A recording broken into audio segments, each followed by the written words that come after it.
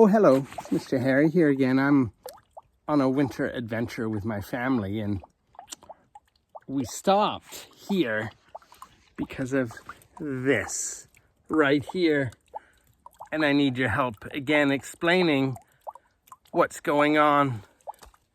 Where my hand is freezing cold. It's like ice. Maybe because it is ice.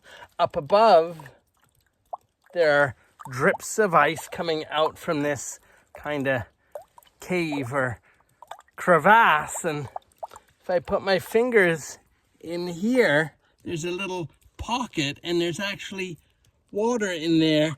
Lower down, my fingers fit inside the ice. And I want your help again to explain what's going on.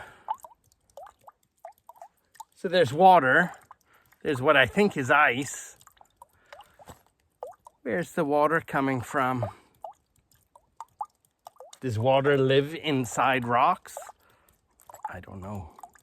And if this is ice, how is the ice getting here? There's not ice up here. There's just ice down here.